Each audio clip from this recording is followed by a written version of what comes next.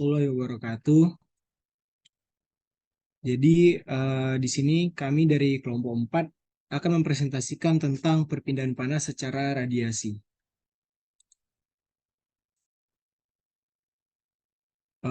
Baiklah, pertama-tama di sini ada anggota dari kelompok 4, yaitu ada Cindy, Salma, Azmi, Randy, Brian, sama Rama.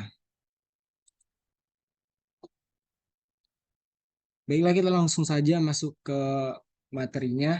Apa itu perpindahan panas? Jadi perpindahan panas adalah transfer energi panas dari satu benda ke benda lainnya yang memiliki perbedaan suhu. Perpindahan panas dapat terjadi melalui konduksi, konveksi, dan juga radiasi. Jadi perpindahan panas ini terjadi karena adanya dua benda yang berbeda suhu. Dan perpindahan panas ini terjadi ketika benda yang suhu tinggi akan memindahkan panas ke benda yang suhunya lebih rendah. Jadi di sini kita akan membahas tentang radiasi. Jadi perpindahan panas radiasi terjadi melalui gelombang elektromagnetik yang mengirimkan energi panas. Fenomena ini tidak memerlukan medium atau kontak langsung. Radiasi panas dapat terjadi antara dua benda yang memiliki suhu berbeda. Jadi pada intinya ini radiasi ini perpindahan panas yang terjadi secara langsung tanpa adanya media pembantu. Seperti contohnya itu kayak panas matahari yang langsung ke bumi. Selanjutnya masuk ke sifat-sifat radiasi. Bila energi radiasi menimpa permukaan suatu benda, maka sebagian radiasi itu akan terdapat 3 kejadian. Yang pertama itu ada dipantulkan atau refleksi. Panas atau radiasi akan dipantulkan kembali karena bahan dasar permukaan benda. Jadi itu beberapa permukaan benda itu memiliki sifat reflektif atau memantulkan. Ini tuh bisa contohnya kayak kaca reflektif dan juga logam. Itu adalah contoh benda yang mampu merefleksi radiasi panas. Selanjutnya itu yang kedua ada diserap atau absorpsi. Ketika panas atau radiasi mencapai permukaan benda, sebagian atau seluruh energi radiasi akan diserap. Ini tuh contohnya ada pada panel surya dan juga ketika kita menggunakan baju hitam di saat panas matahari. Jadi panel surya ini terbuat dari material khusus yang dirancang untuk menyerap panas atau radiasi dari matahari yang kemudian akan dirubah menjadi energi listrik. Selanjutnya ketika kita menggunakan pakaian gelap di bawah matahari, ini pasti akan terasa lebih panas dibandingkan kita menggunakan pakaian terang di bawah matahari. Itu adalah contoh dari sifat radiasi yang diserap atau absorpsi. Selanjutnya itu ada diteruskan atau transmisi. Panas atau radiasi akan diteruskan oleh beberapa benda. Jadi contoh dari transmisi ini adalah kaca. Berbeda dengan yang dipantulkan itu adalah kaca reflektif atau kaca khusus. Sedangkan untuk sifat radiasi yang diteruskan atau transmisi ini merupakan kaca biasa. Contohnya itu ketika panas panas matahari atau radiasi itu melalui kaca, kita yang ada di dalam ruangan juga akan merasa panas. Nah, itulah salah satu sifat radiasi yang diteruskan atau transmisi.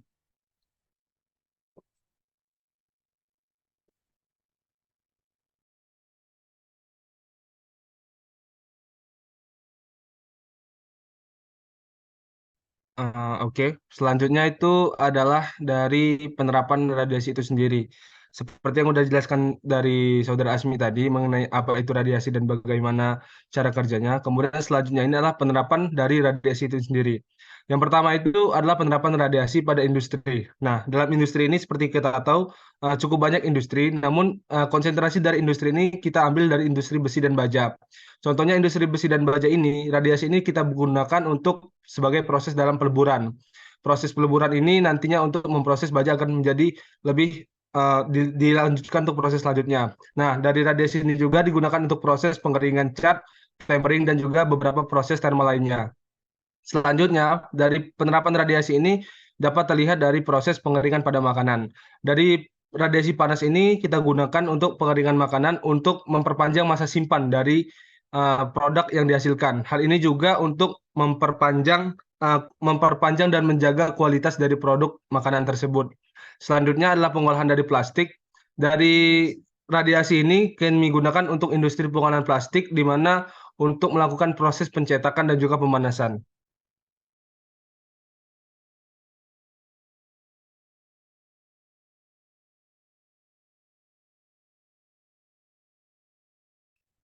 Oke, selanjutnya tentang radiasi benda hitam. Tadi kan udah jelas kan radiasi itu seperti apa. Kemudian yang paling penting itu juga tentang benda yang bisa menyerap panasnya. Nah, radiasi benda hitam yaitu adalah salah satu bentuk radiasi elektromagnetik thermal yang muncul ketika sebuah benda berada dalam keadaan setimbang termodinamika dengan sekitarnya atau ketika terjadi pelepasan radiasi dari benda tersebut. Nah, benda hitam ini ya benda yang berwarna hitam sih secara bahasanya seperti itu. Nah, benda ini secara teoritis juga memiliki sifat yang tidak memiliki kemampuan untuk memantulkan cahaya atau memiliki sifat buram. Jadi benar-benar semua radiasi atau semua panas itu diserap oleh benda hitam tersebut. Sehingga benda hitam ini memiliki emisivitas sebesar 1 gitu ya.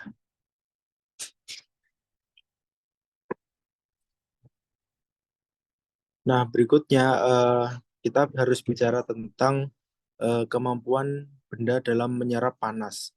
Nah, tadi kan radiasi itu nggak perlu pakai medium kan, jadi langsung ke bendanya. Jadi yang kita fokuskan di sini adalah emisivitas bendanya. Jadi emisivitas itu adalah kemampuan benda dalam menyerap radiasi, gitu ya. Nah, dalam benda nyata, radiasi itu dibandingkan dengan suatu benda yang suhunya sama terhadap emisivitas benda hitam yang sebelumnya yang bisa menyerap radiasi secara total. Nah, emisivitas ini mengindikasikan sejauh mana suatu objek mampu memancarkan energi berdasarkan jumlah energi yang telah diserapnya. Nah, tadi kan kalau benda hitam emisivitasnya kan 1. Nah, kalau benda nyata yang selain benda hitam itu emisivitasnya sekitar 0 sampai 1. Jadi nggak mungkin 1 begitu ya. Nah, cara perhitungannya mudah, tinggal emisivitas yang ingin dicari yaitu pada benda nyata dibagi kemampuan daya serap benda tersebut dibagi eh, dari benda yang berwarna hitam. Seperti itu.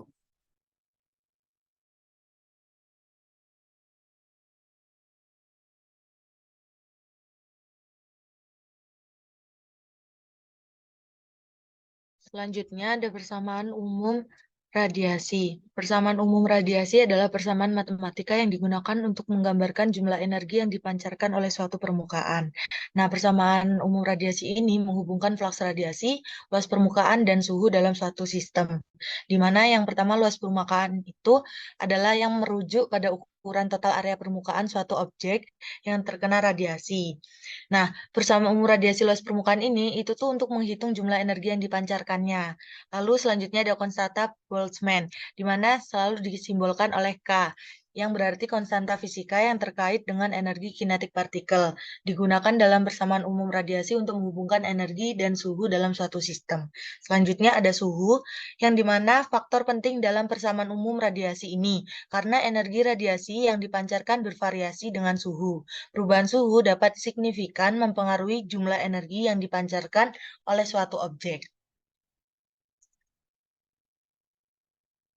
Selanjutnya, hukum Stephen Boltzmann ini ditemukan oleh Stephen Boltzmann. Nah, menyatakan bahwa jumlah energi yang dipancarkan per waktu dari satuan luas permukaan benda hitam ideal akan sebanding dengan kekuatan keempat suhu absolut benda hitam tersebut. Dan bisa dinyatakan dalam rumus Q sama dengan A, T pangkat 4, E, dan konstanta Stephen Boltzmann. Itu dikali semua. Terus keterangannya Q sama dengan daya radiasi dengan satuan wave, lalu A luas permukaan satuan meter kuadrat, lalu ada T pangkat 4 suhu satuan Kelvin, lalu ada emisivitas benda hitam. Kalau benda hitam E-nya tuh sama dengan 1, lalu ada konstanta Stephen Boltzmann. Untuk konstanta Stephen Boltzmann-nya itu udah ketentuan, jadi 5,56 dikali 10 pangkat minus 8. Selanjutnya.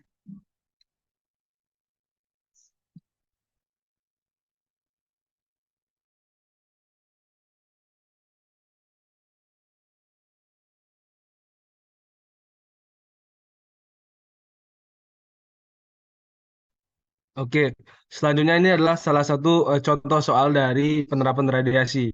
Yang pertama itu bisa kita baca, seorang maba melakukan pemanasan sebanyak 10 gram kacang dan 10 gram kapur CaCO3 yang telah direndam 24 jam dengan air. Pemanasan ini dilakukan pada oven dengan luas ruang depan, samping, dan atas, yaitu 1710 cm pangkat 2, 1288,8, dan 1947,5 pada suhu 70 dan 80 Celcius selama 1 jam. Nah, kemudian tentukan besar dari kalor yang diserap kacang dan kapur CaCO3 pada masing-masing suhu, serta tentukan laju kalornya. Di sini juga diketahui bahwasanya emisivitas pada kacang yaitu 0,5 dan kapur CaCO3 itu 0,1. Next. Hmm.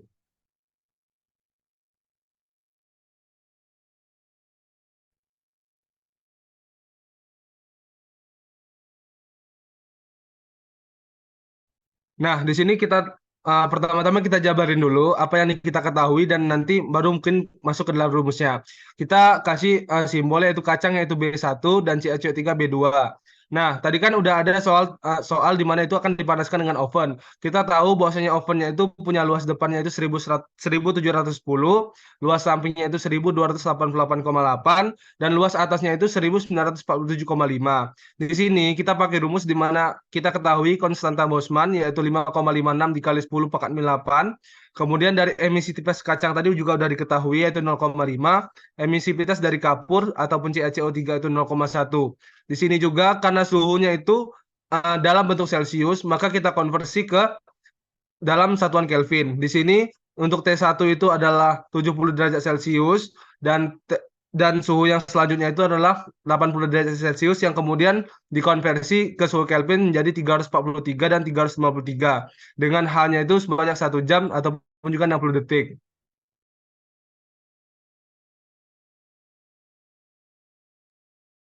Baik, untuk selanjutnya dilakukan dengan menghitung luas oven. Nah, untuk luas permukaan oven ini menggunakan luas permukaan balok dengan luas depan, luas samping, dan luas atas sudah diketahui sebelumnya. Kemudian memasukkannya dengan menambahkan semua luas tersebut, kemudian dikalikan dengan 2. Kemudian ini merupakan dari box yang di bawah itu merupakan gambaran bagaimana luas atas, sisi depan, dan sisi samping dari luas oven tersebut. Sehingga untuk luas oven didapatkan sebesar 1608,802 meter kuadrat.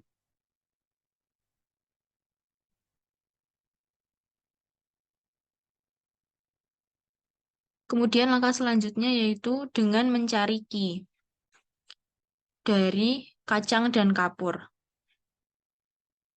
Kemudian itu Q itu dicari dengan menggunakan rumus A atau luas permukaan dikalikan dengan suhu yang dipangkatkan 4, kemudian dikalikan dengan emisivitas, dan dikalikan dengan konstanta Boltzmann. Sehingga untuk Q kacang pada suhu 70 derajat didapatkan 619.047,4 W. Dan Q kapur pada suhu 70 derajat Celcius sebesar 123.809,5 W. Kemudian dicari Q kacang pada suhu 70 derajat Celcius sehingga didapatkan 694.458,5 W dan Q kapur pada suhu 80 derajat Celcius sebesar 138.891,7 W.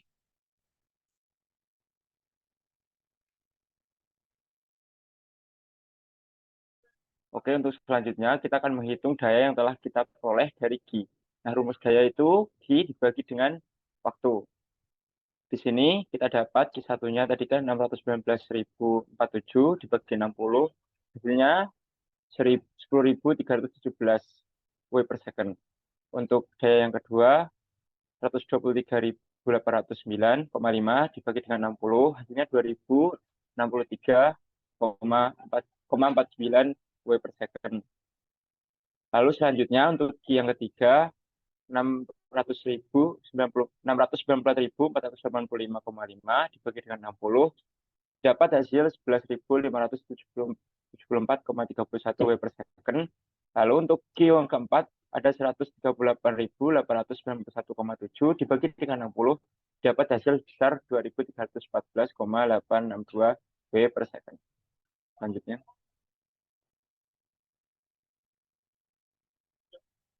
Maka dari pembahasan yang telah kita paparkan, kita akan mendapat 3 kesimpulan, yaitu telah terbukti bahwa pada soal semakin tinggi suhu, maka kalor semakin besar. Semakin besar emisivitas, maka kalor juga semakin besar. Semakin besar kalor, maka laju atau daya perambatan panas juga semakin besar. Terima kasih.